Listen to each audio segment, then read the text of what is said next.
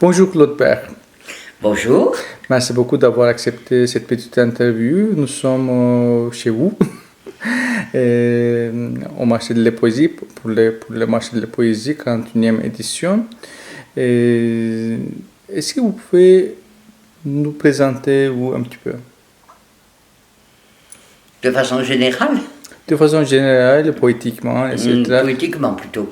Donc je suis effectivement majoritairement poète.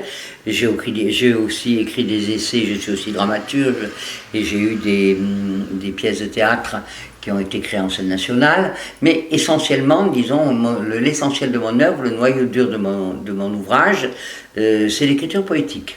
Alors ça là, je pense que vous mettrez peut-être, comme vous me l'avez dit, une bibliographie. C'est une publication d'une vingtaine de livres qui comprend aussi bien des recueils poétiques. Enfin, recueils, j'aime pas trop le mot recueil. Je vais vous dire pourquoi. Donc des livres poétiques, que des livres d'artistes, travaux donc en dialogue avec des plasticiens, ou alors des œuvres qui ont été faites aussi en dialogue avec des musiciens.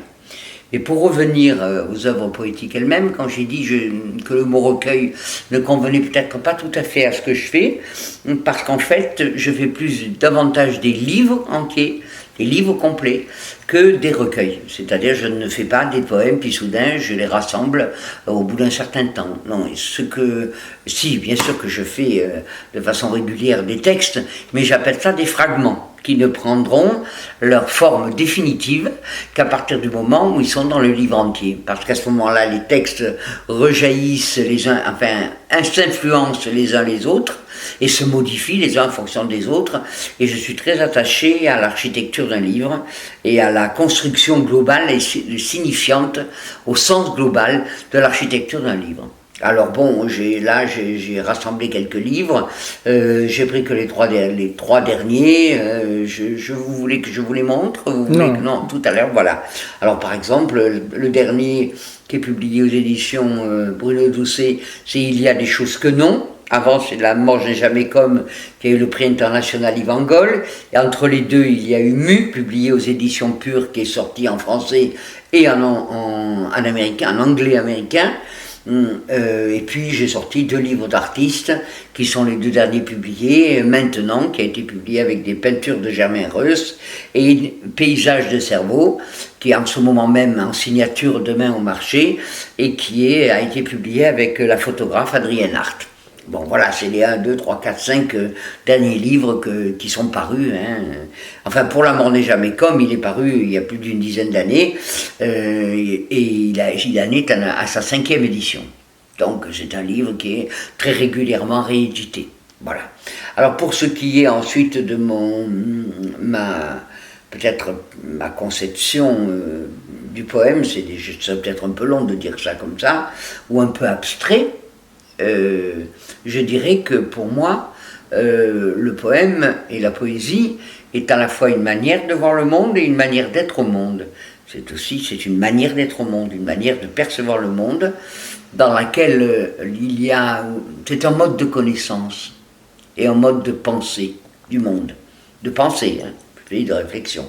Un mode de connaissance, un mode de pensée du monde, et qui inclut bien évidemment l'imaginaire et qui touche l'autre aussi par l'émotion, par le sensible, par la perception sensible. Le poème, c'est de la sensation. C'est un travail avec la sensation.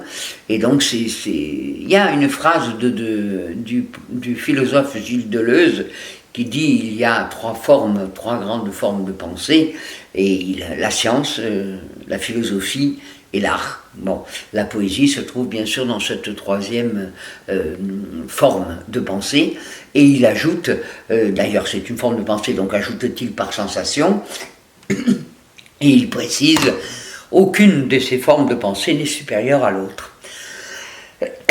Et aucune ne peut remplacer l'autre. Elles se croisent quelquefois, mais elles ne se recouvrent pas.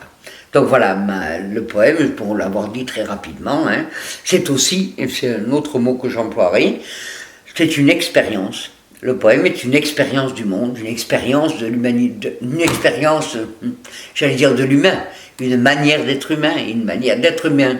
Je dirais même d'être un vivant. Parce que nous ne sommes pas le centre du monde, nous sommes aussi des vivants, parmi les vivants. Et je crois que le poème a à dire de tout cela. Quand vous avez commencé à écrire? Bon, j'ai commencé très tôt, l'enfance, l'adolescence, là, il y avait des écrits comme... Mais j'ai su J'étais une scientifique au départ, qui aimait beaucoup la science, qui a fait des études supérieures en sciences et puis aussi en lettres et en philosophie ensuite. Parce que j'ai eu un métier, mais c'est à côté, c'est sous un autre nom. C'est important aussi. Je vais en parler. Mais Claude Bert est mon pseudonyme, voilà. Hein. Donc il y a eu autre chose aussi dans ma vie, mais disons que un moment, à l'époque où moi je passais les concours, la plupart des grands concours scientifiques n'étaient pas ouverts aux filles. Donc j'ai dit, bon, entre les deux, puisque j'aimais autant l'un que l'autre, j'ai choisi à ce moment-là lettres et philosophie. J'ai donc fait des études de lettres et de philosophie. J'ai passé l'agrégation. Ensuite, j'ai enseigné, y compris d'ailleurs les dernières années, j'ai enseigné à Sciences Po. Voilà. Et j'ai eu aussi des fonctions nationales et au niveau de l'art à l'école, de la réflexion dans un ministère. Hein. Voilà, le ministère de Jacques Lang, très exactement. Voilà, Jacques Lang, éducation. Donc voilà, ça a été mon métier, qui était ni antagoniste, ni... j'ai toujours eu une carte où il y avait un recto verso. Et donc, j'ai publié mon premier livre, j'avais 30 ans. Donc, c'est à partir, disons, vers 22, 23, 24 ans que j'ai su qu'effectivement, je souhaitais consacrer ma vie à, entre autres, hein, mais on ne peut pas dire entre autres, que fondamentalement, une des lignes majeures de mon existence serait l'écriture, et l'écriture du poème. Et j'ai publié mon premier livre, j'avais 30 ans. Et depuis, je n'ai cessé de publier. Voilà. Comment vous écrivez, créez, construisez votre poésie ou votre essai ou votre roman? Bien sûr, comme je dis, ce sont les différentes procédures. Donc, absolument. Vous avez tout à fait raison. Le poème ne s'écrit pas de la même manière que va s'écrire un essai, et pas de la même manière que s'écrit des nouvelles ou un roman, que j'ai écrit aussi en prose, j'ai écrit aussi, ça c'est plutôt en cours, et pas de la même manière que s'écrit du texte de théâtre. Bon, de toute façon, on trouve beaucoup d'informations sur moi sur Internet, et notamment, entre autres, et là aussi bien sur le site CIPM que sur le site du Printemps des Poètes, mais j'ai aussi mon propre site, sur lequel c'est pas un site de publication, c'est un site qui annonce simplement ce que je fais mensuellement, et dans lequel il y a une bibliographie, il y a des extraits de mes textes. Voilà, mais uniquement des textes publiés, et sur lequel je reçois aussi un poète tous les mois, qui est l'invité du mois, parce que j'ai trouvé que c'était bien pour la poésie, de partager ce site avec d'autres poètes, de faire circuler du poème. J'ai au cours de ma vie aussi, puisque vous m'avez posé aussi cette question, j'ai été aussi dans une maison d'édition, c'était les éditions Lamantier, et j'ai été directrice d'une collection de poésie, qui s'appelait Accent grave, accent aigu. Voilà, donc voilà un petit peu, pour me résumer très très rapidement, les divers pôles qui ont été de mon travail, sans compter bien évidemment ma vie privée et ma vie personnelle, ce qui est aussi quelque chose de fondamental. Alors, tout cela, vous m'avez demandé, donc, votre deuxième question, c'est comment s'élabore un texte. Bon. Je pense que chacun a là sa manière. En ce qui me concerne, je commence par avoir, je vous ai dit des fragments, ce sont des fragments de texte que je vais noter sur des carnets, que maintenant je note tout simplement directement sur mon iPhone. Ce sont des notations, soit ce sont des notations, ce qui vient en premier, ça peut être une sensation, une notation de sensation, une esquisse de paysage, une esquisse d'atmosphère, mais ça peut être aussi une forme, ça peut être aussi un rythme, car la poésie c'est du rythme. Quand j'ai parlé tout à l'heure de sensation, la poésie fondamentalement elle est liée au rythme, d'abord déjà au rythme vital, au rythme de notre corps. La poésie c'est du corps. Et donc, il y a des notations comme ça qui se font. Ensuite, parfois, le fragment s'élabore plus longtemps, enfin, de façon pas plus longtemps, plus longuement. Parfois, il reste à l'état de bribes très brèves, Et ensuite, il attend. Voilà, j'attends. Et à un moment donné, j'attends, tout cela s'accumule, c'est ce que j'appelle matériau. Et ce matériau, je le laisse mûrir, tout simplement, comme les fruits d'un arbre. Et à un moment donné, quelque chose se dégage qui commence à donner les grandes architectures du livre. Et à ce moment-là, les fragments, là je les travaille véritablement dans un travail qui cette fois est continu et qui peut durer un an, un an et demi, et dans lesquels effectivement à la fois le travail architectural, le travail de chaque fragment en lui-même et de chaque fragment par rapport aux autres, donc de chaque poème à ce moment-là, de chaque texte, puisque ce ne seront plus des fragments en chantier, ce seront des textes, sera mené à son terme. Ce que je peux dire, c'est que parfois, certains de ces fragments, de ces notes ou de ces bribes ont attendu 10 années avant de trouver le lieu, c'est-à-dire le livre, où elles ont pris place et développé leur potentialité à l'entier. Voilà quelle est ma manière de travailler. Ce qui fait qu'il y a à la fois un temps de travail irrégulier, qui est le temps, j'allais dire, d'accumulation de matériaux, d'accumulation de matériaux. Bon, un temps qui lui est irrégulier, ça peut venir le soir, le matin, un moment, un autre, etc. Et puis il y a un deuxième temps qui lui, une fois que ce matériau a été accumulé, où je sens que son accumulation, enfin que les provisions que j'ai sont suffisantes, commence un deuxième travail qui lui est alors régulier. C'est-à-dire qu'à ce moment-là, quand je me plonge dans l'écriture du livre, j'y suis tous les jours, 5 heures par jour, quoi.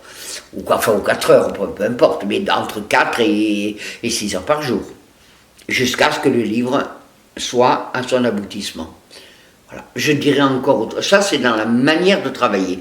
Ensuite, je dirais 2 choses encore de mon principe de travail. Pour moi, parce que là on ne parle jamais que subjectivement et il y a plusieurs voies, VOIX et VOIE, dans le domaine de la poésie comme dans tous les arts. En ce qui me concerne, je tiens à la fois à ce qu'un livre ait une unité profonde autour d'un motif, d'un thème central, d'un axe, je préfère, plutôt que thème, parce que le thème ça veut rien dire, pour moi, autour d'un axe central, et que les motifs autour s'organisent de façon cohérente autour de cet axe. Et en même temps, je tiens à ce qu'il y ait une grande variété à l'intérieur, formelle, à l'intérieur du texte. Par exemple, si je prends La mort n'est jamais comme, c'est une alternance entre des poèmes en quelque sorte des courts poèmes en prose, que j'appelle les découpes, et qui sont donc en quelque sorte des poèmes horizontaux, et puis des poèmes verticaux, qui sont donc beaucoup plus rythmiques, et il y a tout au long du livre, le livre est constitué de ces alternances entre poèmes en prose et poèmes en vers libres, bien sûr, c'est-à-dire non rimés, et en l'occurrence avec un rythme irrégulier. Mais un rythme calculé, bien évidemment, mais irrégulier. Ça, c'est le cas, par exemple, de La mort n'est jamais comme. Et ça aboutit, par exemple, dans un livre comme Mu, qui est paru aux éditions Pures, donc celui qui est paru à la fois en anglais et en français, à un livre dans lequel le livre est un récit d'une journée, et dans ce récit, on passe sans transition de la prose à la prose poétique, de la prose narrative à la prose poétique, au poème, et au poème même régulier, au sens où il y a du poème irrégulier, du poème régulier, au sens de nombre de vers, qui sont des sonnets à l'anglaise. Voilà, donc ça, tout ce matériau, là, se fond dans un flot continu, alors que dans La mort n'est jamais comme, il était séparé. Il y a des choses que non, vous voyez, dans chacun des livres, je veux qu'il y ait une spécificité. Si c'est pour répéter ce que j'ai déjà fait, je préfère ne pas le faire, c'est pas la peine d'encombrer les rayons des librairies. Quand on a une chose neuve à dire, c'est bien. Quand il n'y a pas rien de neuf à dire, ou à tenter de dire, c'est pour moi pas la peine de le faire. Il y a des choses que non, c'est un travail sous une forme, dirais-je, autant La mort n'est jamais comme une histoire personnelle, enfin intime, on va dire, plutôt que personnelle, parce que personnelle supposerait que c'est seulement la mienne, alors que la thématique du deuil, de la perte et de la confrontation à la mort, elle est universelle, elle n'est pas uniquement personnelle, mais à travers une expérience personnelle, bien sûr, qui est la mienne. Donc la mort n'est jamais comme, le titre dit tout, hein. On est donc sur l'expérience de la perte et de la mort, c'est donc l'expérience de l'intime, mais à la fois une expérience humaine universelle. En revanche, il y a des choses que non, est une expérience, est au contraire un livre qui parle du collectif, et qui donc en ce sens-là pourrait être nommé épique, bien sûr, mais n'a pas la forme évidemment de l'épopée antique, bien sûr, nous sommes au XXe siècle, et on écrit toujours à l'intérieur d'un contexte, on écrit après ceux qui ont déjà écrit avant nous, donc je n'écris pas comme si j'étais au XIXe siècle, et comme si j'étais, bien sûr, j'écris dans une modernité. Voilà, je suis plongé dans cette modernité, avec des voix qui m'accompagnent, des voix qui m'ont précédé, des voix qui me suivront. Et donc, il y a des choses que non, et c'est une thématique sur le collectif, où il y a allusion à la guerre de 1945 en France, parce que ma famille a été une famille dont mon père a été une famille de grands résistants. Il y a tout un texte sur la guerre d'Algérie. Il y a un texte beaucoup plus large qui est déjà traduit en une dizaine de langues. Il s'appelle Célébration d'espèces, qui est un peu sur parfois la triste condition humaine qui est l'espèce humaine est une espèce qui détruit sa propre espèce. Et donc, voilà, cette thématique, puis etc. Je ne vais pas résumer le livre. Et là, ce sont des textes longs, très longs, puisqu'il y a amplitude, qui passent d'ailleurs, hein, là, effectivement, du vers libre à la prose, de la prose au vers libre, avec une très grande liberté. Par exemple, pour donner cet exemple. Après, il y a dans les livres le livre qui a été fait avec Germain Reuss et qui s'appelle Maintenant, en deux mots, tenant une main, bien sûr. Là, ce sont des strophes qui sont toutes égales, qui constituent un seul texte unique, qui fait écho. J'aime pas, quand je fais un travail en dialogue avec un plasticien, la peinture ou l'art plastique se passe de commentaires et le poème se passe d'illustration. Donc la question n'est pas de s'illustrer ou de se commenter, mais de trouver une espèce de lieu où quelque chose se rencontre. Et dans l'autre, dans Paysage de cerveau, avec les photographies d'Adrien Hart, là il y a une photo, un poème, une photo, un poème, une photo, un poème, et qui sont en vers libre avec de la même manière, hein, le jeu d'écho qui peut se faire entre la forme, parce que c'est intéressant aussi de faire des échos formels, mais aussi le fond qui peut se faire entre l'image et le texte. Voilà par exemple des exemples où vous voyez, je crois que vous voyez là à peu près de quelle manière je travaille. Dans tous les cas, c'est toujours très... Il y a un moment qui est impulsif, c'est-à-dire il y a une pulsion vers le poème. Le poème, c'est une affaire de désir. Voilà, le désir, c'est pas contrôlé ni calculé. Donc il y a une pulsion qui est désirante, qui est un mouvement qui porte vers le poème et qui porte vers une manière de dire. Et puis il y a un deuxième temps qui est une sorte de recul dans lequel il y a un travail qui se fait dessus. D'ailleurs, quelquefois, il m'est arrivé d'appeler cela le dire-écrire. Pourquoi le dire-écrire ? Parce que ce qui est de l'ordre de la pulsion, ce qui est de l'ordre de l'immédiateté, pour moi c'est la voix, la parole. Peut-être parce que je suis méditerranéenne, et puis parce que j'ai eu beaucoup à faire autour de moi, au chant, etc. Tout ce qui est de l'ordre de la parole, de toute façon la parole c'est du corps. Quand je vous parle là, c'est ma langue, mon larynx, ma bouche et mes poumons. C'est du physique. Donc on est dans la chaleur du corps. En revanche, le regard, et d'ailleurs la voix ne porte qu'à une certaine distance, la voix, sauf quand, bien sûr, à travers des moyens techniques. Mais disons, sinon, quand on reste hors moyens techniques, la voix a une portée qui est limitée, bien évidemment, qui implique que les personnes soient dans une proximité relative du corps. Alors que les yeux, ils n'ont pas de limite. Ils n'ont de limite que la proportion, hein, comme diraient les physiciens, entre la distance et la grandeur de l'objet. Donc je peux voir les étoiles, elles sont à des milliers d'années-lumière, je les vois quand même. La voix la vue donc est un organe de la distance. Et j'aime bien utiliser, si vous voulez, les poètes, je ne dirais pas qu'ils se divisent, mais parfois appartiennent plus du côté des prophètes, c'est-à-dire ceux qui disent, et du côté des voyants. On me dirait, bon, enfin, on était alternativement, et la voix et la vue travaillent dans le poème. Alternativement, dans l'image du côté de la vue et dans le son et le sonore du côté de la voix.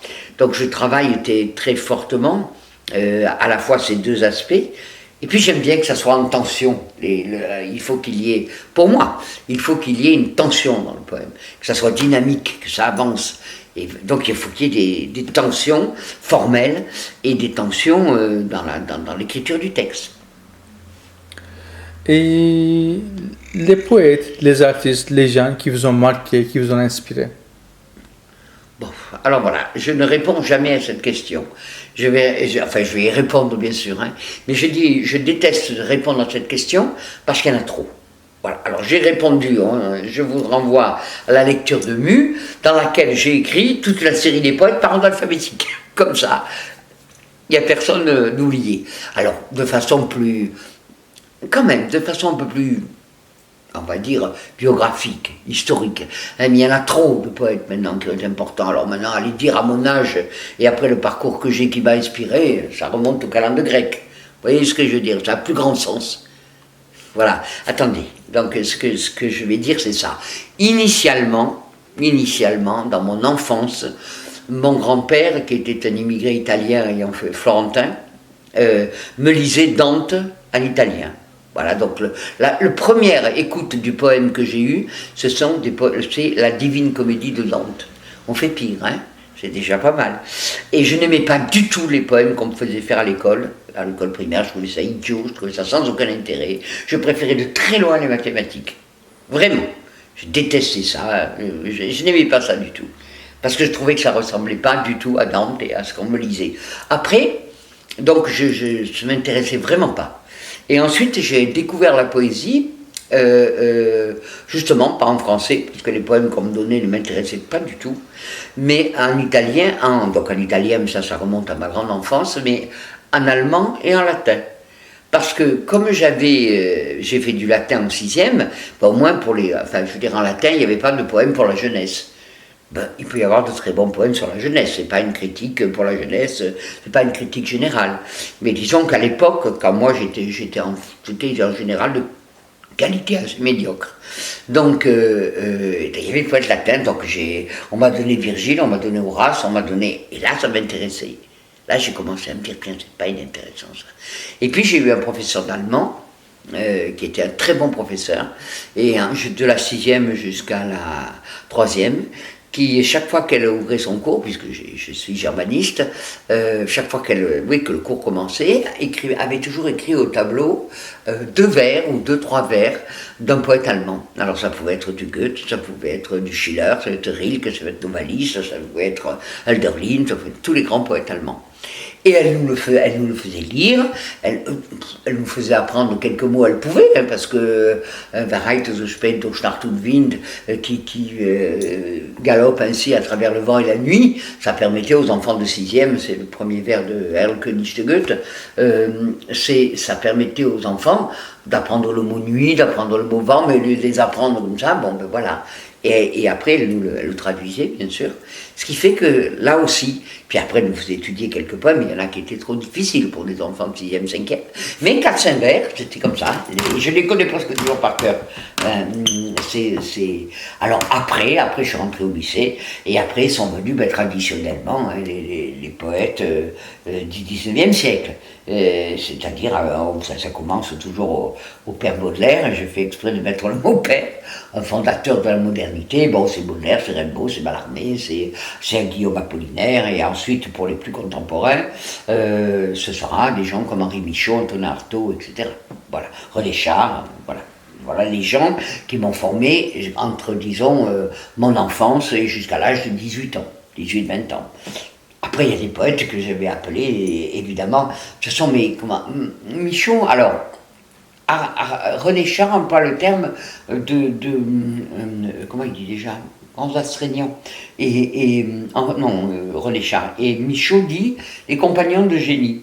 Donc j'ai eu pas mal de compagnons et de compagnes, parce qu'il ne faut pas oublier les compagnes.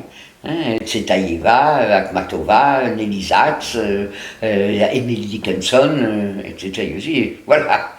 Et maintenant, je pourrais continuer à citer les poètes sans arrêt, parce qu'après toute ma vie, j'en ai lu, voilà, continuellement. Tout encore récemment, bien évidemment, j'en découvre tous les jours. Donc c'est pour ça que je dis, voilà, il faut se mettre sur la formation, c'est-à-dire entre mon enfance de Dante, disons, à Michaud, Artaud, voilà. Ça a été les fondements. Après j'ai rencontré, mais je parlerai tout aussi bien après les poètes étrangers, qui pour moi ont été, je vais penser par exemple aux poètes japonais, moi le citrouille amer, j'ai pensé aux poètes chinois, j'ai pensé aux poètes arabes, que je connais très bien aussi, de langue arabe. Après, dans la traduction dont nous parlions tout à l'heure, qui est fondamentale, parce qu'elle fait circuler justement la parole poétique à travers les langues, et entre les langues me plaît beaucoup. Donc après, du coup, je peux plus pas citer comme ça, ce serait pas juste. C'est toute une armée, mais très pacifique, de poètes qui m'aura accompagné toute ma vie. Mais on peut dire que c'est comme dit, ce sont les êtres qui nous ont marqués ou inspirés pendant les périodes, ces différentes périodes. Parfois, comme on dit, pendant la jeunesse, on rencontre une auteure, c'est pas la même chose qu'on le rencontre maintenant. Oui, je suis d'accord, mais après, comment dire, après cette période de formation, et bien sûr que j'ai rencontré des poètes donc avec qui, mais après, comment dire, c'est des sentiments d'affinité, c'est plus une influence. Bien sûr, non, voilà. Ce sont des. Alors après, c'est tout à fait variable suivant les époques, ça va de Darwish à Élitis, voilà, je veux dire, mais on ne peut plus parler ça va aller de Jacotet à voilà, ce sont des compagnons de route. On peut plus parler là d'influence. Exactement. C'était pas dans le sens déjà. Voilà, c'est fini l'influence. C'est sur le socle de la jeunesse, je pense. Oui. Après, il faut trouver son chemin tout seul. Parce qu'il y a une très belle phrase de Montaigne. Je suis quand même littéraire. J'ai enseigné la littérature pendant des années de ma vie. Il y a une très belle phrase de Montaigne qui dit ceci: qui suit quelqu'un ne suit personne. Il ne trouve rien, voire il ne cherche rien. Donc il ne faut pas suivre. À un moment donné, il faut faire écart. Alors bon, est-ce que cet écart, j'ai toujours fait écart, je crois, bon, quand on lit les textes critiques qui m'ont été consacrés, et je dois dire avec plaisir, en remerciant ceux qui les ont écrits, qu'il y a eu beaucoup d'articles écrits sur moi, il y a eu des études universitaires aussi. Bon, si vous voulez, ce qu'on me reconnaît, si je puis dire, de manière générale, c'est d'être une voix singulière. Voilà, c'est-à-dire singulier, d'être dans sa singularité. Bon, cela dit, après, pour le reste, comment dire, chaque poète fait son chemin, prend ses risques, essaie de faire résonner cette voix singulière, qui est le propre de chacun de nous. Ensuite, est-elle partagée, et ça appartient aux autres, à ceux qui l'écoutent, à ceux qui le lisent, et qui vont faire qu'ils en reçoivent quelque chose, ils en entendent quelque chose, ou pas, parce que ce sont les autres qui nous déclarent poètes. C'est pas à soi qui se déclare poète. Si, on peut se déclarer, on peut avoir le désir d'écrire du poème, mais c'est à travers la reconnaissance d'autrui, qu'elle soit présente ou future, parce que c'est arrivé pour quelques poètes qu'ils aient été ignorés de leur vivant et reconnus plus tard, mais qu'elle soit présente ou future, c'est à travers autrui que se fait la reconnaissance de l'autre comme poète. Alors ça, c'est sûr que quelqu'un, je n'ai pas cité par exemple, c'est monstrueux ce que j'ai pas cité Pessoa par exemple, qui est pour moi aussi un compagnon de route fondamental, et puis il y en aurait tellement d'autres que je me tais. Et je cite pas trop de contemporains, parce que sinon là, je me ferai, parmi tous mes amis et tous ceux que je lis, mais non, mais c'est vrai, j'arrive pas à les lister. J'ai mené ma vie en poésie. Donc il y en a trop. Oui, il y en a trop. D'abord, ma bibliothèque là-haut, vaut mieux pas la voir, c'est plus de 10 000 livres. Donc, Vous avez parlé de votre casquette dramaturge. Est-ce que vous pouvez parler un petit peu plus de ça? Oui. Donc j'ai écrit des textes de théâtre.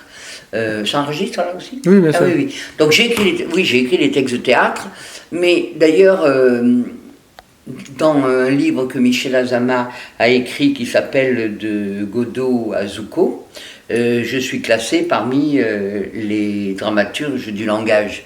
C'est-à-dire que j'ai écrit pour le théâtre, mais j'ai écrit en poète, si je puis dire, pour le théâtre. Il y a une dramaturgie de la langue. Alors j'ai écrit, mais le théâtre, je n'ai jamais écrit de théâtre que, si je puis dire, entre guillemets, sur commande. C'est-à-dire que, soit par la rencontre de comédiens, par exemple, Yvan Romeuf a déclenché l'écriture de l'auteur du texte, Frédéric Wolf-Michaud, la comédienne et metteur en scène, a déclenché l'écriture de la Prima Donna, qui a été jouée pendant 2 ans, qui est partie d'ailleurs d'improvisation de Frédéric Wolf-Michaud. D'autres rencontres m'ont amené à écrire Orphée Marquette, à écrire Monologue du preneur de son pour cette figure. Voilà, chaque fois c'est une rencontre avec soit un acteur, soit un metteur en scène qui a déclenché l'écriture du texte de théâtre. Voilà. Donc à partir j'en ai écrit, je vous les ai cités, je vous les ai quasi tous cités. Et j'écris pas de théâtre comme ça de moi-même. Il faut que ce soit, enfin de moi-même, bien sûr que c'est de moi-même que je l'écris, mais il faut qu'il y ait une sorte de rencontre avec le théâtre, qui soit avec un physique, avec quelqu'un du théâtre qui a enclenché ce lieu du théâtre, alors qui enclenche cette écriture du théâtre. Alors ce que je peux dire, c'est que oui, évidemment, le théâtre m'a infiniment apporté, parce que là, je ne peux pas dire, il m'a apporté à 2 égards, hein, parce que c'est le premier des arts, l'art qui se fait avec rien, l'art dans lequel on fait un cercle, hein, et puis on se met au milieu, dans la rue, et à un moment donné, on fait théâtre. Donc c'est un art absolument magnifique, et puis aussi parce que j'ai rencontré de très grands comédiens, et que j'ai eu la chance que ces comédiens disent mes textes. Voilà. Et Jacques Bonafé, bien sûr, sur France Culture, qui a fait une émission de poésie tout à fait remarquable, et qui a lu plusieurs de mes textes, qu'on peut écouter d'ailleurs en podcast sur France Culture, et qui les a dit bien évidemment remarquablement. Et puis d'autres encore, et en ce moment même, il y a une compagnie, la compagnie de l'homme et la femme debout, qui veulent monter sur scène, mais un texte poétique cette fois, célébration de l'espèce. Donc ils ont demandé les autorisations à moi, à l'éditeur, à la FCD, et ils vont le monter. Donc j'ai quand même et puis à la Prima Donna aussi est en train d'être monté ailleurs. Donc il y a mes textes de théâtre tournent aussi, continuent à tourner de temps à autre. Oui, tout à fait, par des compagnies qui prennent des textes, quoi, tout simplement. Textes poétiques aussi parfois, qui les montent sur scène, qui les mettent sur scène. Voilà. Est-ce que vous pouvez parler un petit peu de votre casquette éditrice aussi? Vous étiez une éditrice d'une collection. Oui, j'ai co-dirigé une collection avec Laurent Citrino, qui était aux éditions de l'Amandier. Je l'ai fait pendant... ça a duré un bon moment quand même, jusqu'à la fermeture des éditions de l'Amandier. Il y avait 2 principes, si vous voulez, dans cette collection. D'abord, on publiait dans la même collection les auteurs français et les auteurs étrangers, donc leur traduction, la traduction d'auteurs étrangers.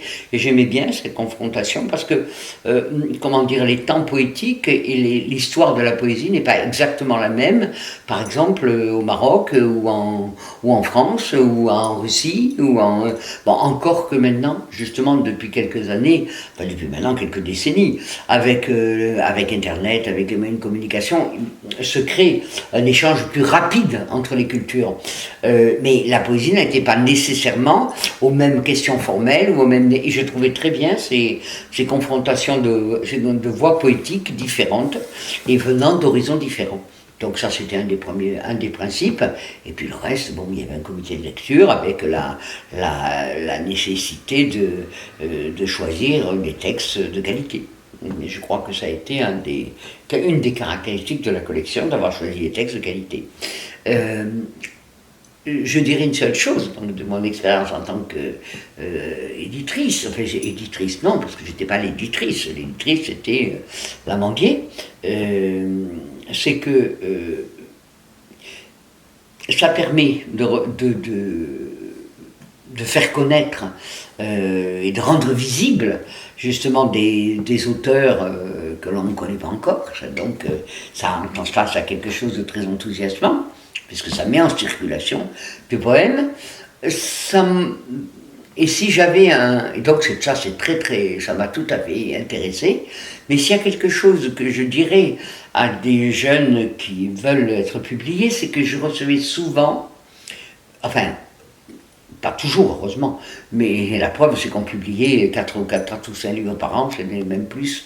Donc c'est dire qu'on recevait aussi de bonnes choses. Mais on recevait aussi des auteurs qui envoyaient à la maison d'édition, comme ils auraient envoyé, je sais pas moi, par la poste, n'importe où, n'importe quel parking. Ils n'avaient regardé ni ce qu'on publiait, ni quelle était notre ligne éditoriale, ni rien. Et surtout, ils n'avaient jamais lu de poésie. Et ça, c'est un petit peu, si vous voulez, un problème un peu... C'est-à-dire que c'est un peu embêtant d'avoir, de recevoir des manuscrits qui réinventent au tiède, quoi. Voilà. C'est-à-dire qu'à un moment donné, on voit bien qu'ils n'ont jamais rien lu, ou quoi, j'ai rien en poésie. Voilà. Et donc, à un moment donné, le génie ne parle pas toujours de façon si immédiate à l'intérieur de quelqu'un qui n'a jamais rien lu de sa vie. Voilà. Donc, je veux dire que c'est un peu... Il faut, avant d'envoyer ces textes, déjà au moins avoir lu quelques poètes et quelques poètes contemporains et avoir un peu regardé ce que publie la maison d'édition pour voir si ça correspond, si sa ligne éditoriale ou son orientation éditoriale, parlons même pas de ligne, enfin un peu rigide, moi j'aime pas trop la rigidité, ni les lignes, voilà, les lignes de parti, les lignes, non, ça va, ces orientations éditoriales sont proches de ce que soi-même on a envie d'explorer esthétiquement, ou de ce que soi-même on écrit.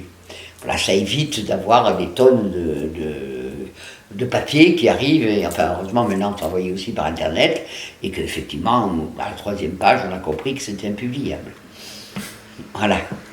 Donc je crois qu'il faut donner ce conseil aux jeunes qu'ils regardent, à qui ils envoient leurs textes, et qui regardent un peu de poésie contemporaine, pour voir un peu où ils en sont, tout simplement. Il ne s'agit pas d'imiter, il s'agit d'être soi-même, bien sûr, mais bon, faut pas être non plus, on ne peut pas être dans une, si vous voulez, comment dire, que ça soit authentique et profond et singulier, oui. La spontanéité, c'est souvent la convention. Votre collection s'appelait comment Collection? Oui. Accent grave, accent aigu. Bah, j'ajouterai quelque chose quand même sur l'édition de poésie. On dit parfois que la poésie, ça se vend, contrairement à ce qu'on croit. Ça a simplement une durée de vie et une durée de vente très différente du roman. Un roman, ça se vend dans les 6 premiers mois. Si après, si vous n'avez pas vendu le roman, si personne ne l'achète, il est quasi mort, à moins que quelque chose fasse qu'il ait une résurrection soudaine, c'est fini, sa vie est finie. Alors que les livres de poésie peuvent avoir une durée de vie très longue. Quand je vous parlais de La mort n'est jamais comme, elle a 20 ans de vie déjà. Bon, et elle continue à être rééditée. Et ça, alors, je ne parle pas des romans aussi, peuvent être réédités, bien sûr que oui. Mais disons que le poème, de toute façon, vous ne le vendez pas dans les 6 mois. C'est pas vrai. Il faut compter 1 an, 1 an et demi, 2 ans. Et il fait son chemin. Mais il fait son chemin tranquillement. Et au terme de quelques années, vous vous rendez compte que vous en avez vendu. Je dis ça de mon expérience d'édition de la poésie. C'est-à-dire qu'on se dit au départ, mais tiens, la poésie, ça se vend peu, ça peut être de lieux communs qu'on entend, qu'on entend parfois circuler dans les médias ou dans les noms. C'est pas vrai, mais ça n'est pas le même rythme. Ça met plus de temps, ça va tranquillement. Si vous voulez, on pourrait dire que le roman est un sprinter et que la poésie est marathonienne. Et qu'est-ce que vous pensez à propos de la poésie contemporaine francophone? De langue française? Oui. Ah ben, elle est très intéressante. Où il y a des voix extrêmement différentes, il y a aussi des éditeurs très différents, il y a des manières d'aborder le poème et de questionner le poème qui vont depuis des formes qui peuvent être plus post-mallarméennes sur un questionnement de qu'est-ce que le poème, et le poème s'interroge en lui-même, jusqu'à des formes qui peuvent être un peu hermétiques, en passant par des formes qui sont plus lyriques, Donc voilà, je trouve qu'elle est d'une grande richesse. Elle me paraît bien vivante et riche.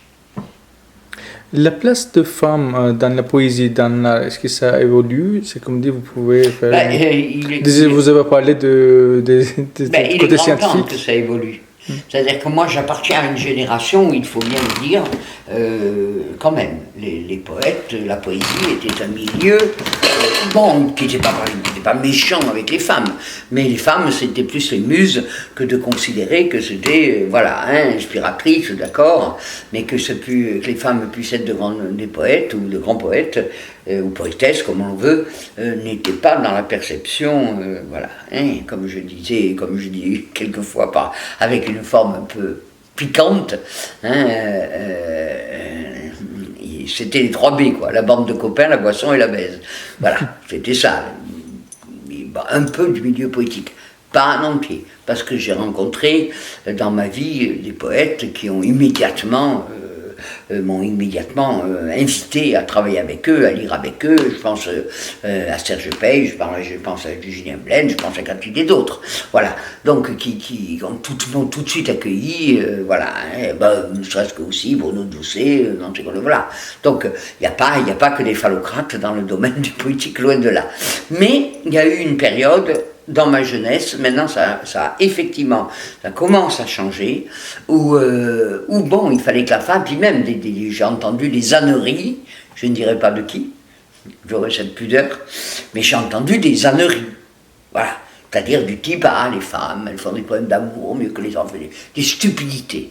Voilà, dans lequel on confinait la femme à un type de poème, les hommes à un autre type de poème, comme si les femmes étaient des longues légumes graciles et bêtasses, et les hommes des brutasses épaisses.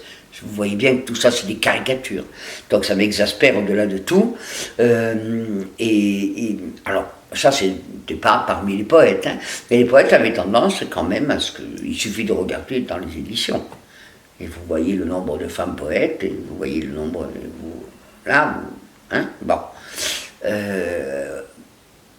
ça a changé. C'est-à-dire que depuis une vingtaine d'années, depuis, on va dire, au fond, le XXIe siècle, ça a commencé à s'équilibrer un petit peu plus. Même s'il y a encore quelques collègues poètes, hommes, qui ont de la difficulté à penser qu'une femme peut avoir une création puissante, etc. Mais c'est devenu minoritaire, très franchement. Aussi bien chez les éditeurs que chez les poètes, mais ce qui importe, en fait, ce qu'ils regardent, ce sont, dans les poètes que j'ai cités Serge Pey, j'ai cité, mais je pourrais citer aussi Alexis Pelletier, je pourrais en citer bien d'autres, qui sont des grands amis avec qui j'ai fait des chemins communs, donc voilà. Bon, je pense que maintenant, non, comme je le faisais d'ailleurs dans ma maison d'édition, je ne voulais pas savoir qui c'était.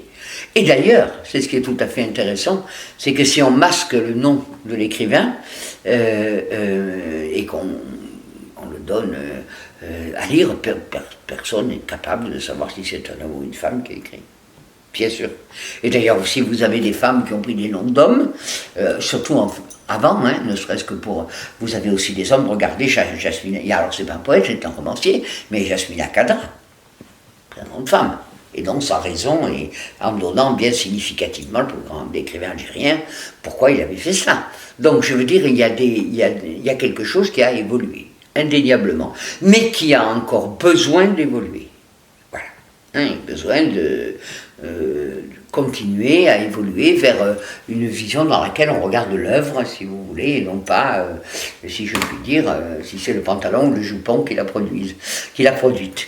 Et c'est pour ça d'ailleurs que je suis avec Pierre Brunel, avec Béatrice Bonhomme, avec Hélène Fresnel.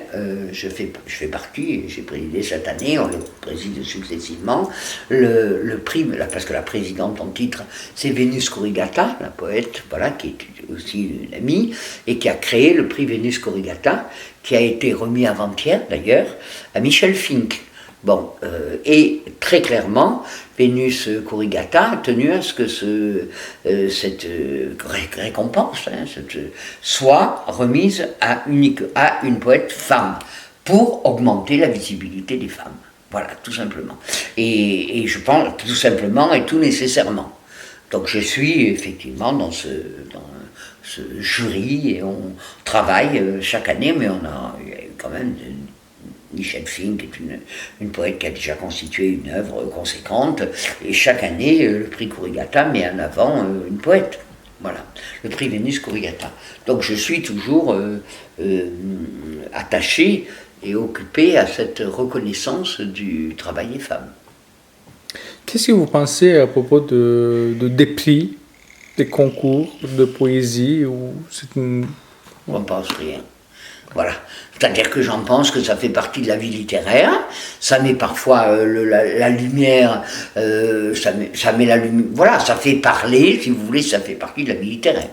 Et donc ça fait à un moment donné parler de la poésie, parler d'une écrivaine ou d'un écrivain, d'un poète. Moi je dis plutôt poète que poétesse, parce que je trouve que poétesse c'est un peu vieilli, mais après tout en latin, poète c'était du féminin, et on peut dire en français l'article suffit, donc un poète ou une poète, voilà.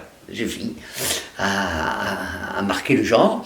Et donc, je pense que bon, voilà, ça met la lumière, ça fait débat, ça fait circuler, c'est bien. Pour le reste, je ne pense pas, même si j'ai eu le plaisir personnel de recevoir effectivement, bon, ne serait-ce que le prix international Yvan Goll, ou bien bon, d'autres reconnaissances.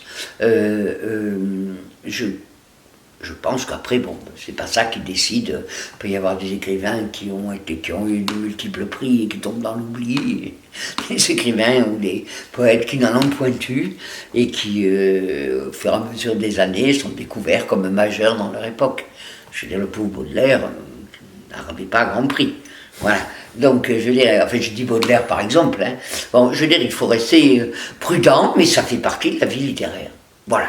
Et je pense qu'en cela, ça n'est comment dire, il n'y a ni cet excès d'honneur, ni cette indignité. C'est-à-dire, je ne leur accorde ni trop d'importance, ni aucun mépris. Ça fait partie de la vie littéraire. Est-ce qu'il y a en France une transparence de tout ce type de prix ou, je sais pas, réussite littéraire? Transparence, ça veut dire au niveau de jury, au niveau de, je sais pas, pourquoi cet auteur, mais pas l'autre ou... Bon, là, on entre, si vous voulez, dans des choses qui sont un peu plus complexes. Je pense qu'il y a à la fois des auteurs, parce que leur livre a plu, voilà, a plu à la majorité des jurys, et donc a plu à tort ou à raison. Je veux dire, à tort ou à raison, on n'a jamais tort ou raison qu'un livre nous plaise. Non, je pense qu'il y a ça. Après, bon, effectivement, il y a obligatoirement est-ce qu'il y a des réseaux amicaux obligatoirement? Mais le réseau ne veut pas dire mafia quand même. Restons, voilà. Hein, il y a obligatoirement des réseaux de gens qui se connaissent, de gens qui... Bon, mais ça ne veut pas dire pour autant que le prix littéraire se fait, si vous voulez, d'une manière malhonnête. Voilà. Je ne dirais pas ça. Je dirais que je pense qu'après, il y a des modes aussi. C'est-à-dire qu'il y a des modes, à un moment donné, il y a des influences, il y a des modes, il peut y avoir aussi des querelles, des jalousies, bien sûr. La vie littéraire, c'est une vie humaine normale. Mais la transparence, c'est pas quelque chose si subjectif. Par exemple, s'il y a un prix, toujours les mêmes jurys, par exemple. S'il n'y a pas une motivation, pourquoi c'est réussi, c'est gagné, mais l'autre refusé.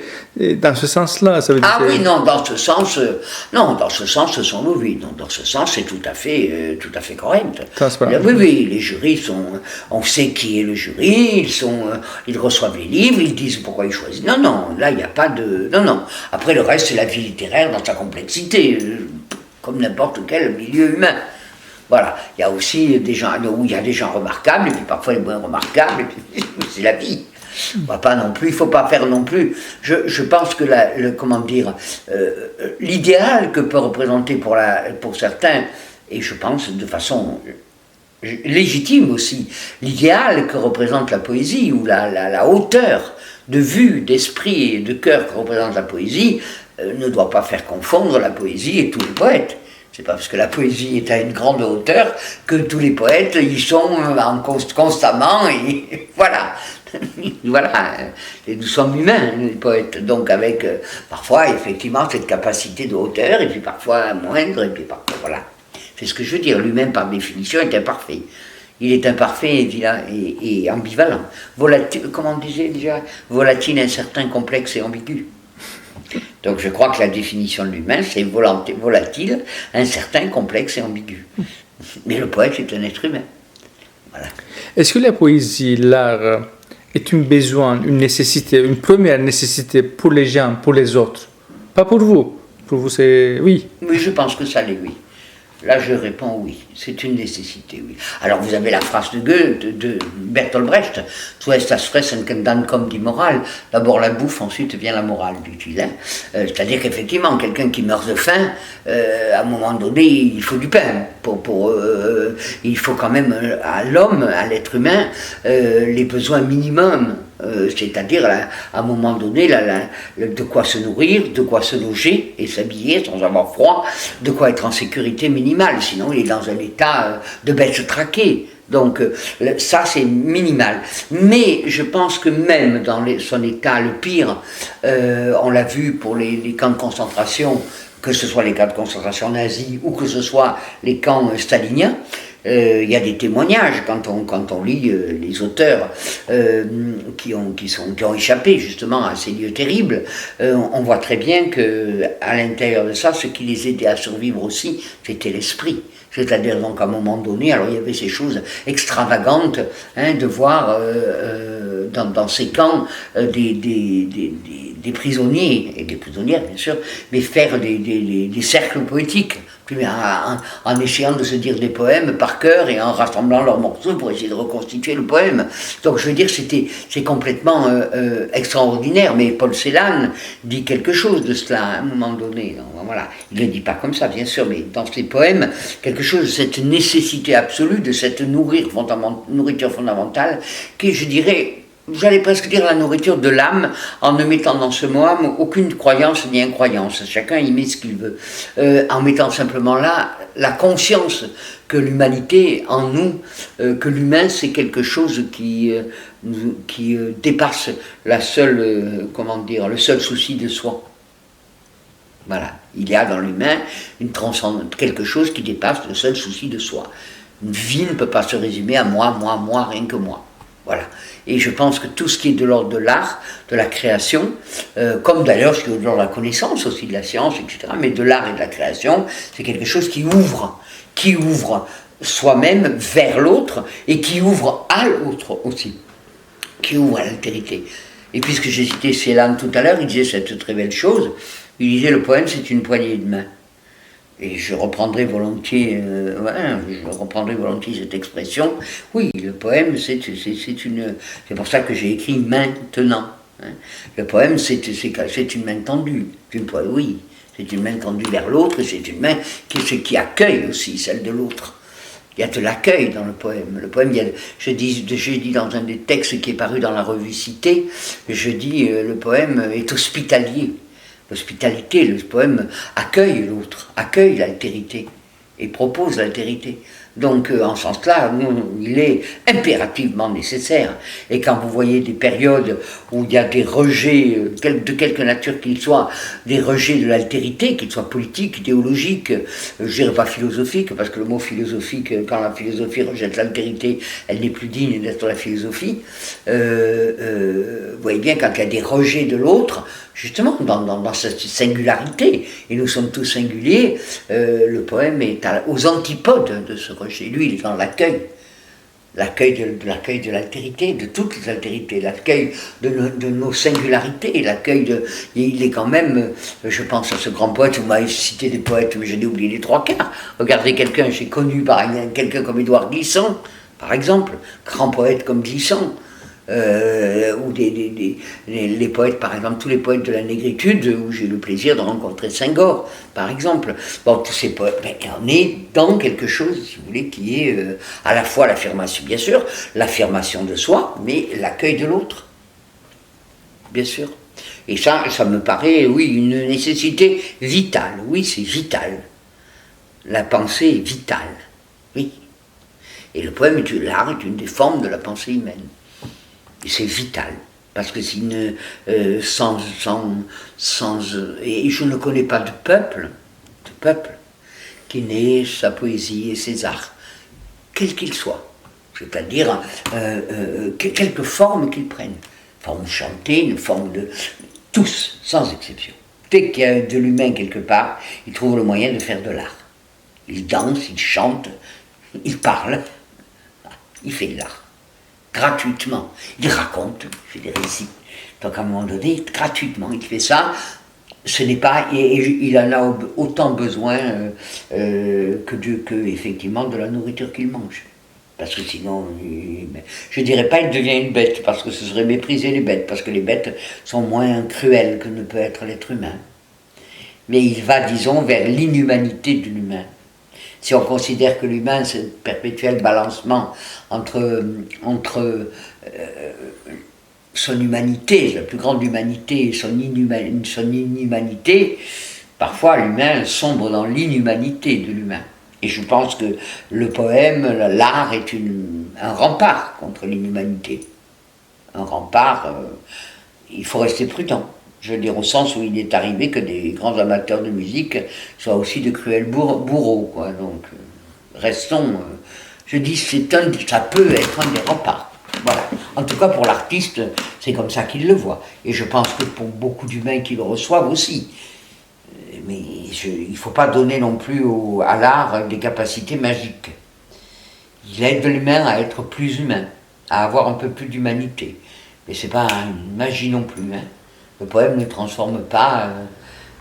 S'il était capable d'effacer la cruauté, ce serait merveilleux. Mais il n'est pas capable de faire cela. Il y avait des poètes nazis, il y avait des nazis adorant la poésie. C'est ce que je vous ai dit, aimant la poésie, aimant la musique. Enfin, les poètes nazis, il n'y a pas beaucoup qui sont restés. Hein. Mais disons des amateurs de musique, etc. C'est pour ça qu'on ne peut pas donner comme ça, il faut rester nuancé. Mais il me semble quand même, il faut dire les deux, quoi. Effectivement, il y avait des nazis amateurs de grande musique et qui torturaient les gens en même temps qu'ils se mettaient de la musique. Et vous aviez de l'autre côté, c'est les prisonniers qui se rassemblaient pour lire des poèmes, pour garder encore un semblant d'humanité, quoi. Donc, on a les deux. On le voit bien aussi dans tous les récits des goulags, c'est pareil. Donc, voilà. Ben, le poème, il est humain. Donc, il appartient à... Je n'ai pas lu quand même beaucoup de poèmes dans ma vie, il en existe, hein, mais il ne reste pas beaucoup dans les mémoires des hommes. Des poèmes qui appellent à la haine, il n'y en a quand même pas des tonnes. Il y en a, hein, parce que si vous voulez, quand on disait, par exemple, il y a une période, quand pendant la Résistance, comme disait, je ne sais plus qui disait ça, il y a eu les poètes de l'honneur des poètes, tous ceux comme Liberté de Paul Éluard, comme Aragon, etc. Ça aussi, ce sont des grands poètes qui ont compté dans ma formation. Il y a eu aussi quelques-uns qui ont été le déshonneur des poètes, c'est ce que vous avez dit. Donc on ne peut pas faire de généralité.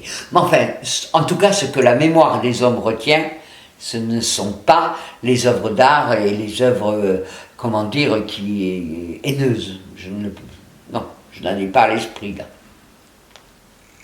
Elles peuvent être en colère, c'est pas pareil. Et l'intelligence artificielle, ça veut dire oui, déshumanisation de tout. Ça veut dire, c'est, comme on dit, il y a une progrès technologique incomparable avec les autres inventions humaines et qui deviennent autonomes. Oui. Et c'est, comme on dit, c'est presque comme on dit, nous sommes au pied de 1984, c'est pas tellement loin, et pour le profit de qui? Donc, question politique, c'est-à-dire philosophico-politique. C'est-à-dire que je pense que l'imaginaire humain, tout dépend de la capacité humaine. Vous savez, il y a une phrase de Jaurès qui est très belle aussi, hein, qui dit que l'humanité est encore à inventer. Cette humanité est encore à inventer. C'est à nous d'inventer l'humain. C'est à nous, les humains, d'inventer l'humain. Alors, ou bien nous l'inventons vers son meilleur, vers une humanité qui avance vers le meilleur d'elle-même, ou bien nous l'inventerons vers son pire. Mais je vais vous dire, je pense, je crois, je ne suis pas sûr du tout. Et je ne voudrais surtout pas jouer les pitis sur son trépied. Hein. Mais je crains que si l'humain ne développe non pas l'humanité, mais l'inhumanité en lui, il disparaîtra, tout simplement. Donc, je ne suis pas sûr du tout. Et je ne voudrais surtout pas jouer les pitis sur son trépied. Mais je crains que si l'humain ne développe non pas l'humanité, mais l'inhumanité en lui, il disparaîtra, tout simplement. Donc, je ne suis pas sûr du tout. Et je ne voudrais surtout pas jouer les pitis sur son trépied. Mais je crains que si l'humain ne développe non pas l'humanité, mais l'inhumanité en lui, il disparaîtra, tout simplement. Parce que la terre, s'il détruit parce que s'il va vers son humanité, il continuera à détruire la terre, à détruire tout ce qu'il a autour de lui. Or, si vous voulez, nous ne sommes rien par rapport à l'univers. L'univers, je l'ai écrit dans le texte, se fiche de notre avenir. Donc, l'humain disparaîtra, parce qu'il sera devenu un parasite de la terre, un parasite du vivant. Et non pas, voilà. Mais si, au contraire, il est capable de surmonter encore des choses, y compris, après tout, cette intelligence artificielle, nous l'avons inventée. Alors on verra bien ce qu'on en fait. Si on le fait pour le pire, nous aurons le pire, on retombera dessus. On peut aussi le faire pour le meilleur. Ça commence dès l'origine de l'homme. C'est-à-dire que le couteau, je peux m'en servir pour partager le gibier avec l'autre, avec vous, avec toi, avec celui qui est en face de moi. Je peux m'en servir pour lui planter dans le ventre. Simplement, effectivement, aujourd'hui, nos moyens, que ce soit l'intelligence artificielle, que ce soit la bombe atomique, c'est plus le couteau. Ça devient des moyens d'une capacité de destruction ou d'une capacité de déshumanisation qui est démultipliée. Alors, est-ce que nous aurons la capacité, je dirais, de conscience? Est-ce que la conscience humaine, pour l'instant, nos techniques ont cru et augmenté plus rapidement que notre conscience. Est-ce qu'il va falloir que la conscience humaine, c'est-à-dire finalement le respect d'autrui, le respect de l'autre, le respect de la liberté d'autrui, le respect, l'égalité, relative égalité, entre relative, parce que tout ça c'est que des mots abstraits, donc ça n'est jamais que à peu près, mais quand même. Est-ce que nous serons capables d'aller vers cela et à ce moment-là de constituer une humanité constructive, ou est-ce que nous irons vers la destruction? Je n'en sais rien. Ou nous serons capables de nous servir de l'outil que nous créons et d'avoir une conscience qui se déploie pour garder cet outil en tant que notre outil, ou bien nous nous ferons servir par notre outil, auquel cas nous disparaîtrons. C'est ça. Voilà, c'est tout. Et je ne peux pas Voilà, j'espère que non. C'est tout ce que je veux dire. Espérons. Il y a quand même un peu d'espoir dans le poème, toujours. Je ne suis pas sûr. Et vous fréquentez le marché de la poésie depuis longtemps. Oui. Et vous allez aussi au festival de poésie de Sète, ou plusieurs festivals. J'ai été invité régulièrement. Voilà. Dites-moi vos impressions et qu'est-ce qu'il y a la différence pour vous entre le marché de la poésie et un festival comme Sète? Alors, deux choses. D'abord, je trouve ces manifestations très importantes. Les poètes, les éditeurs, les poètes entre eux, les poètes et les éditeurs entre eux, etc. Et ça fait circuler avec du contact proche. Bon, et puis il y a aussi, chaque année, le marché de la poésie est consacré à un pays, etc. Il y a des discussions, des lectures, qui sont faites au centre du marché, j'en ai d'ailleurs fait plusieurs.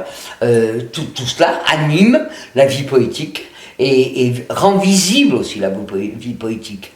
Ce que je dirais aussi du festival de Sète, par exemple, et de tous les festivals. Parce qu'on peut dire une chose quand même, je vous dis que la poésie française était très vivante, oui, parce qu'il y a beaucoup de poètes, mais il faut se rendre compte d'une chose, c'est que la poésie a très peu de place dans les grands médias. Elle a peu de place, elle n'a pas de place à la télévision, dans les journaux, elle a quasi plus de place. Quand vous prenez un journal, même comme Télérama, qui est le journal, vous savez quoi, à Rime Riche, il y a 4 petits vers qui se courent l'un après l'autre, ce qui en plus ne veut rien dire, vu que la poésie aujourd'hui est rarement rimée. Vous voyez, c'est bon.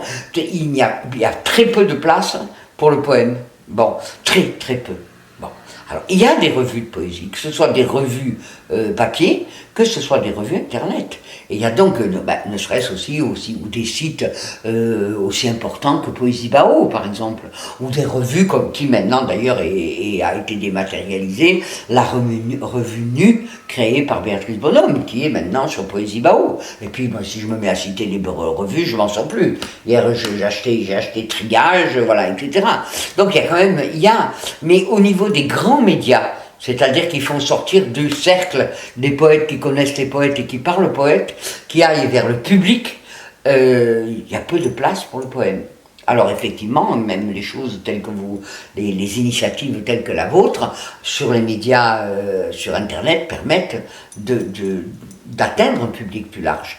Sinon, je dirais que de ce point de vue-là, en Europe, je dis en Europe, parce que dans les pays d'Orient, par exemple, la poésie a plus de place.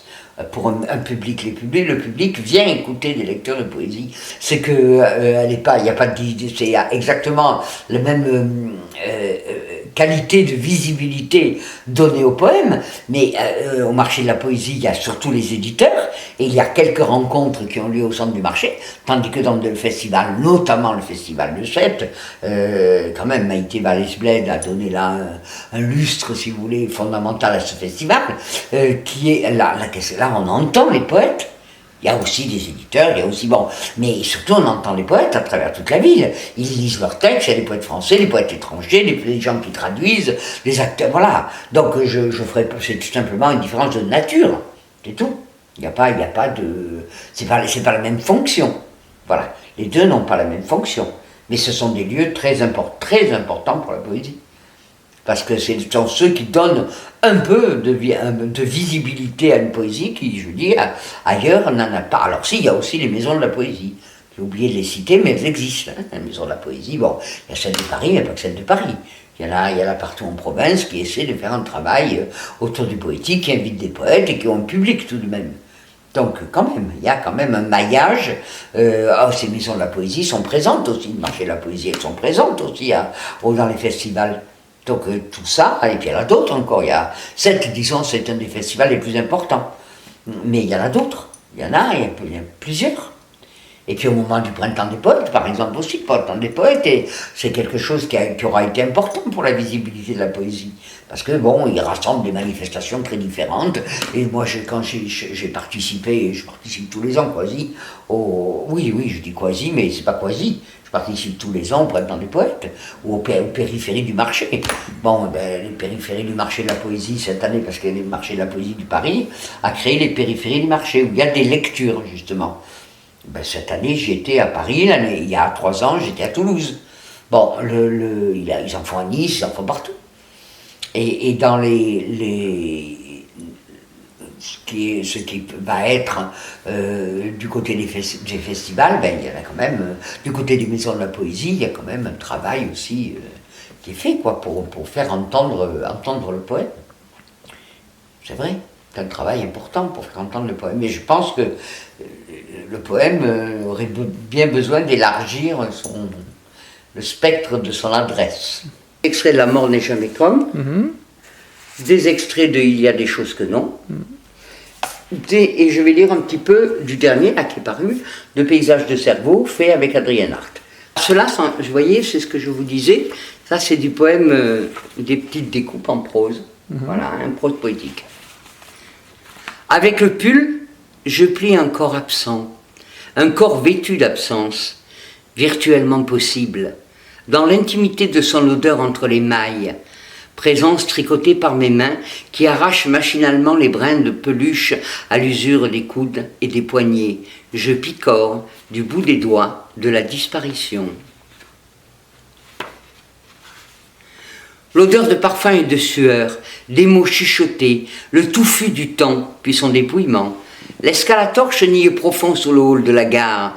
Sa lenteur cérémonieuse porte la cavalcade des voyageurs pressés avec l'emphase d'une procession. Le ralenti, les figes, estompées et floues, sur les parois de plaques métalliques, fresques lointaines, qui s'interrompent par pause, par durée d'acier étincelante et vide. Une évidence dans la disparition, l'absence de drame et de douleur, un glissé cinématographique sur l'écran immobile du temps, en sandwich entre le piétinement agité du dessus et d'en bas, dans un retrait contemplatif, l'apesanteur, la fascination des anges et des aéronefs, le luxe d'une ascension pour rien, sans ciel ni chute, l'innocence métaphysique de l'escalator. Me voilà. Je suis là et je dis me voilà pleine de peine et de colère. Je dis me voilà, comme me présentant à les orbites vides. Moi ici, pleine de peine et de colère, en disant devenu quoi devenu, et en même temps présente ici. Me voilà, moi ici, pleine de peine et de colère, vieillissant sous la dictée minime de la mort, et en même temps présente ici, à la vie. Me voilà moi ici, pleine de peine et de colère, fermée, enfermée, sans oreille pour entendre, ici en silence, murée, emmurée dans le silence comme en terre, murée dans peine et colère, dans l'injuste de tout, sans cesse. Moi ici, pleine de peine et de colère, fermée, enfermée, avec plus d'oreilles pour rien, parce que pas d'oreilles, nulle part pour entendre peine et colère, les miennes et les autres, murées, fermées, enfermées, pas d'oreilles, jamais pour entendre comme il faudrait, à longs cris de peine et de colère, à très longs cris de peine et de colère, pour entendre comme on ne peut. Alors moi ici, murée, emmurée, fermée, enfermée, pleine de peine et de colère, moi ici, qui est tant aimé, tant célébré ici, moi ici, je continue. La nuit, le ciel. Certains soirs, face offerte à la nuit, tu guettais les comètes chargées de vœux rayant le ciel, y croyant sans y croire, avec la crédulité de l'espoir consenti à l'insensé, même si nous trahissent les dieux et les étoiles, ne tenant serment de rien ces rocailles venues du lancinant d'un lointain de nous-mêmes autant que de nos yeux, où nous puisions consolation. Le temps que fasse signe au rouet du chariot cette filasse d'étincelles dont se découd dans l'œil l'ourlet en cicatrice, c'est courage d'y croire pour dérober encore à la barbe d'Orion et au nez de Beltégeuse une innocence d'enfance consumée sur la rétine en simulacre d'espérance. Dans cet ouvert du corps qui serpente à son illimité, c'est courage qu'il faut en se sachant mourir. De ces cristaux d'éphémères dont le sel caille en gifle sur le défabriqué du ciel, comme à la pente du temps constant une maison durable, dans la trajectoire calculée d'horoscopes chimériques, je ne garde, pour la beauté du geste, et comme dernier denier de l'esprit dépouillé de tout avant qu'il ne le soit de lui-même, que bienveillante et veillant bien ta vigilance, à ce Grésil de Brandon, à leur légende, à la nôtre, à toute légende, à toute vie. Et puis je vais en lire encore une. Je passe ma main sur ta photo, ma main patte plutôt que main sur ton visage, sur ta photo, patte animale, ma main sur ta photo, pas seulement à cause de la meute des animaux d'amour convoqués au bestiaire des amants, tous les Mine, Teddybear, Frischling, Coney Cookie, Love Lib, à cause du geste, de mon geste, passant ma main sur la photo de ton visage, comme maladroit, comme primitif, comme animal, ressurgissant au bout des gestes oubliés, comme cet autre qui me fait passer la main sur mon crâne d'arrière en avant, mein Hand über mein Kopf wie in Berlin, wenn, ma main sur ma tête, comme j'ai vu des singes le faire, comme j'ai vu cette femme amazonienne le faire devant son enfant mort, comme cela ne se fait pas, mais le faisant dans l'intimité de la douleur semblable à comme celle de l'amour, passant ma main sur ton visage, passant ma main sur mon crâne, primitivement, rituellement, ma main. Bon, et puis peut-être un petit dernier. Ainsi des bribes restent deux, et mon langage ou le poème de même, tendu au temps double du passé et de l'avenir, retranché du présent de même que moi, retranché, tranché de foi, demeurant au trou ouvert de la bouche, du sexe et de la tombe. Ainsi, des moments de croyance à la lisière de la certitude, dans l'intimidation douloureuse de la pensée, d'une parole faisant pécher de la pensée, moi disant dedans, entêté, acharné, Gedanken ist frei, la pensée est libre, tel un mantra pour que ne soit aucunement jamais débusquée ma pensée, je pensais, retranché, tranché de foi, pour que ne soit empêchée ma pensée. Ainsi, tel un apaisement dans l'hystérie de l'arrasement de la pensée, parlant muet, parlant silence, pensant silence, sans chercher à trancher, de toute façon retranché, tranché de foi, sans coutelas pour tailler, découper, diviser, à peine un terreau de lèvres ébréchées, moi qui suis de toute façon retranché, tranché de foi, laissant être ce qui est multiplement dans l'individu de la pensée, moi tranché, retranché, tant de fois soustraite, de moi, de temps soustraite, je parle sans, parce que pas deux, là-bas où rien, et encore trop ce rien, comme chantant obstinément à voix absente, en mots réduits à l'ordre du silence, les joignant, nous joignant, en ce qui balbutie. C'est le poème qui a été retenu dans l'anthologie de la poésie érotique qui vient de paraître chez Bruno Doucet. le havre des corps, l'exultation unique et banale de leur apothéose, leur illumination technicolore, le savoir immédiat des membres à l'entrelacement, un rouge de brasero à la trace de l'étreinte, la vrille des chevilles dans le sable, au forage d'un puits aussitôt refermé sur sa torsion, figure de l'éphémère répétée jusqu'à son éternité, éloge du jouir, blason des doigts tendus à leur écart devant le chandelier d'une mer à 5 branches, la serpe des eucalyptus pour une moisson présente, le simple solaire de midi, la chair, la mer nue et la lumière tierce. Voilà, pour la mort n'est jamais comme. Et puis j'en lirai un de il y a des choses que non, parce qu'ils sont longs et que c'est long. Donc c'est pas important. Oui, mais quand même, je peux pas. Si votre souffle suffit. Non, non, ça va, je devrais y arriver. Je commence à fatiguer un peu, mais attendez, il est célébration. Ah non, celui-là. Voilà. C'est le même, mais c'est parce que c'est mon livre, ça. Alors, comme tous ceux de mon espèce, je voudrais célébrer mon espèce. Car mon espèce célèbre le tout du tout de mon espèce. Mon espèce célèbre le bonheur et la peine de son espèce, la douleur et la jouissance de son espèce. Mon espèce célèbre la naissance, la mort, les âges, les séparations, les retrouvailles de son espèce. Mon espèce célèbre la joie, l'extase, la souffrance, la folie, l'horreur, les crimes de mon espèce. Mon espèce célèbre les saints, les artistes, les poètes, les savants, les sages, les héros, les rois, les prophètes, les faux prophètes, les bourreaux, les martyrs, les tyrans, les criminels de son espèce. Ainsi est mon espèce, qu'elle célèbre le n'importe quoi de son espèce, qui se réjouit autant de la vie que de la mort de son espèce.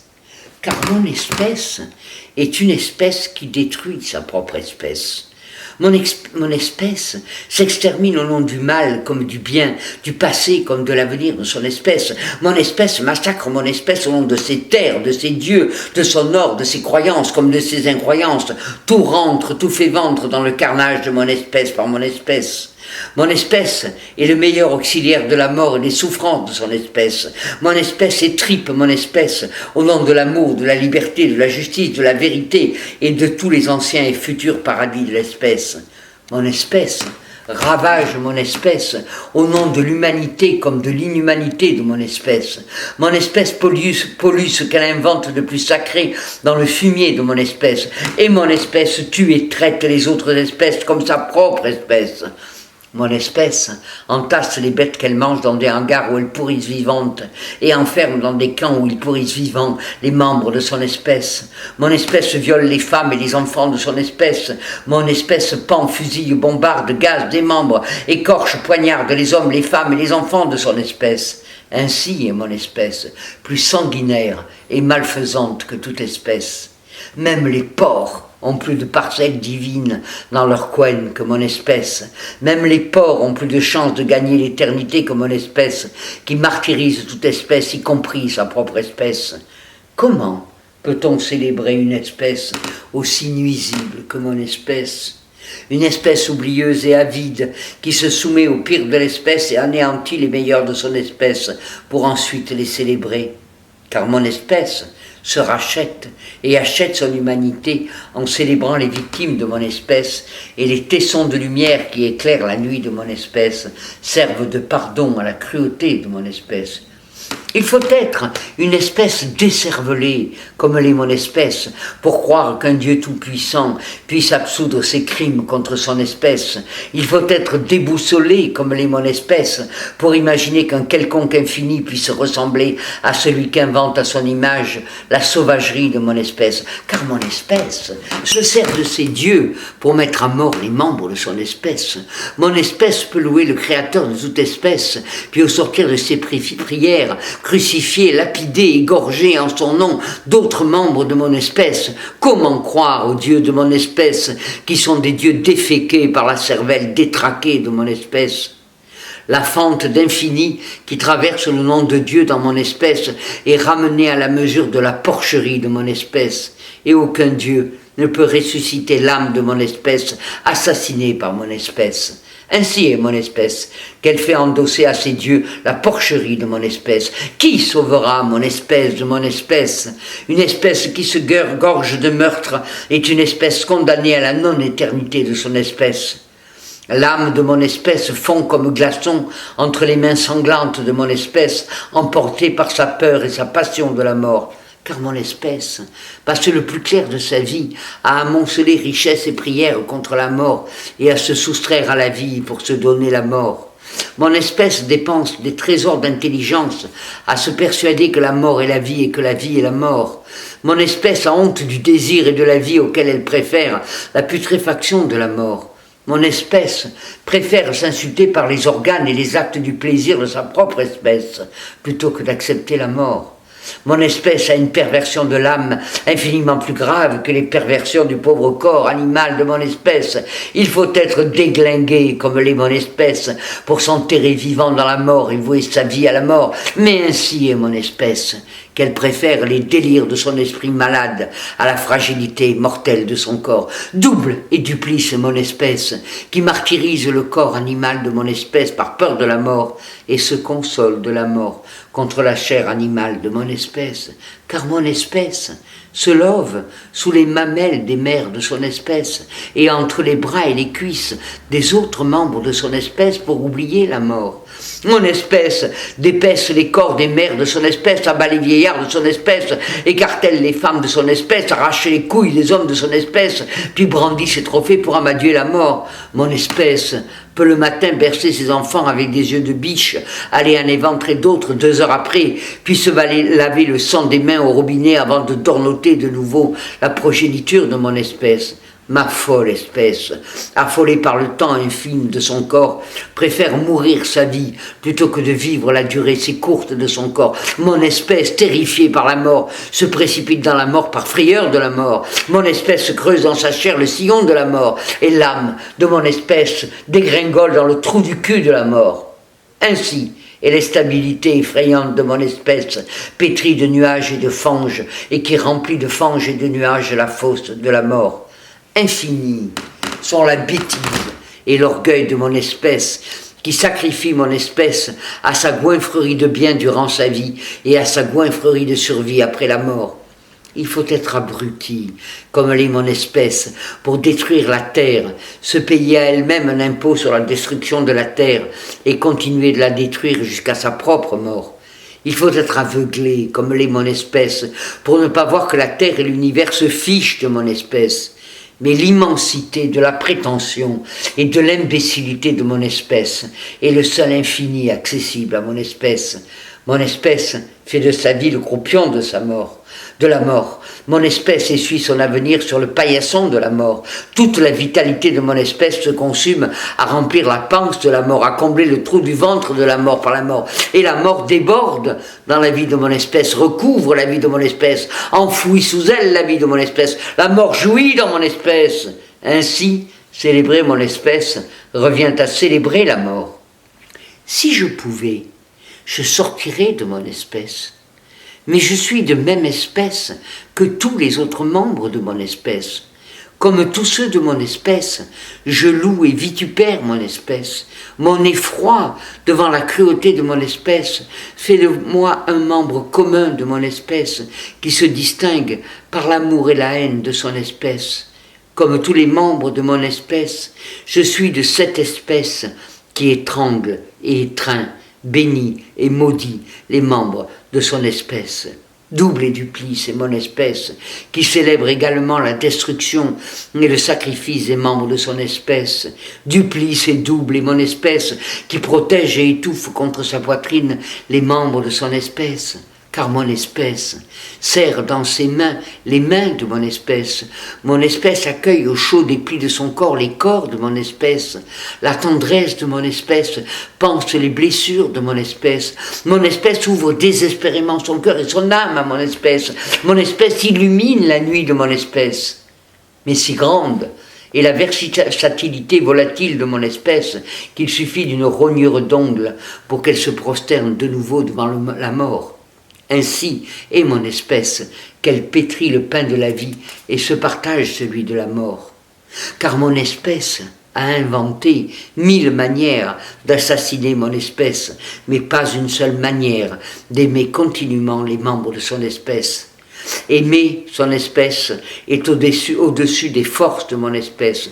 Toutes les ressources de fraternité et de compassion de mon espèce, toutes les capacités de sentir et de penser de mon espèce sont insuffisantes pour parvenir à aimer continuellement une telle espèce. Il faut être un joyau de l'espèce pour ne pas vouer aux gémonies une espèce aussi bornée et destructrice que mon espèce. C'est pourquoi mon espèce célèbre les joyaux de son espèce qui parviennent à ne pas honnir leur espèce. Mais mon espèce est trop envieuse et jalouse pour célébrer vivant les joyaux de son espèce. Mon espèce ne célèbre que mort les bienfaiteurs de son espèce et se lave de ses infamies par le remords. Ainsi est mon espèce, endorant le remords et les prophètes du remords, qui lui enjoignent de se repentir pour mieux se soumettre à la mort. Ainsi est mon espèce, toujours gagnante à la loterie de la mort. Le cœur de mon espèce est le charnier métaphysique de la mort, mais dans son cœur, mon espèce ne cesse de pleurer sa mort et ses morts.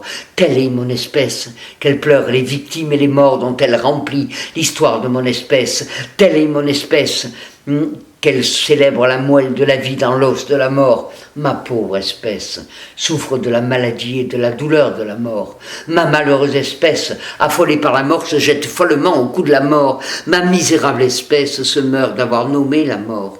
Comment célébrer cette tragique espèce qui se débat mortellement dans sa terreur de la mort?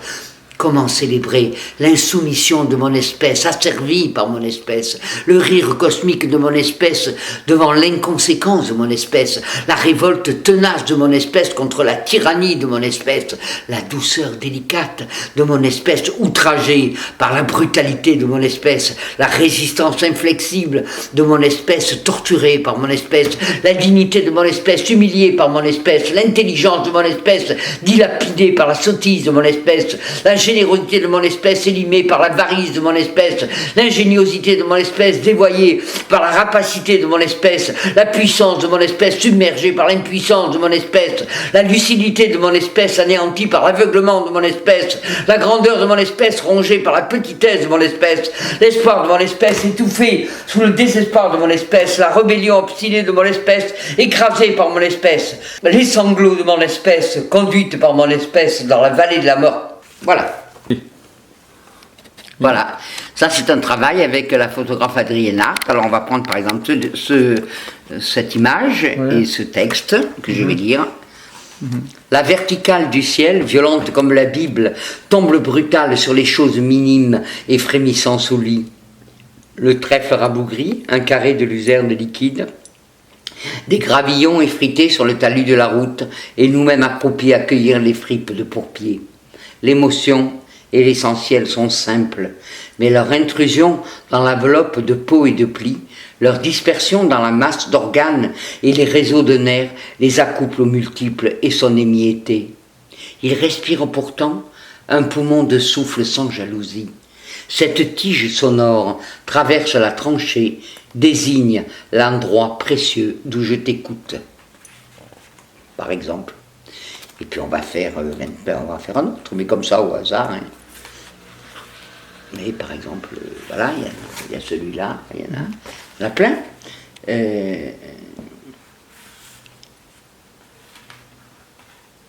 On va prendre celui-là. Novembre, respirer d'air coupant, sa goulée vivace dans la gorge lave la bouche des mots qui la dépassent. Je prononce vieillir, aimer, mourir, mais il est déjà tard, midi presque. Timide sans doute de lueur pâle, mais plein de lui comme une lune. À sa certitude installée au mi-temps de chaque jour, nos paroles puisent leur vigueur assertive. Car cela est sûr. Je vieillis et mourrai dans moins de temps que je n'ai vécu. Cela seulement est sûr.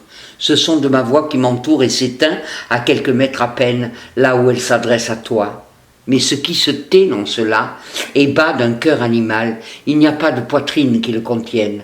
Peut-être seulement ton visage rentré dans les épaules à recevoir la pluie. Voilà, par exemple, à côté de cette image. Je plie le poignet, j'allonge le pas. Des immeubles de verre piègent des simulacres. Tombeaux solaires et glacés, tous mêmement muets pour leurs gisants, figés dans le reflet d'eux-mêmes comme on se noie. Où porte la parole plus loin que son ressassement et sa complaisance dans l'érosion des chairs, son labeur obstiné, jusqu'où la chair quitte les membres? Aucun ici qui ne soit outu. C'est une donnée de nous sur le cadastre et de n'importe qui dans la même disposition amoureuse, mais rien non plus de nous dans ce compact de transparence condensé à taille de goutte. Même si le regard t'amenuise jusqu'à l'infime et qu'est une parole qui rassemble, le bord à bord de tout se disjoint, comme à ne déduire de ce jour qu'un éraillé de pluie déchirant les façades, leur arrière immobile, les yeux basculent dans d'autres pupilles et la tombée d'un bras verse à sa pente l'éboulis d'une histoire effondrée d'elle.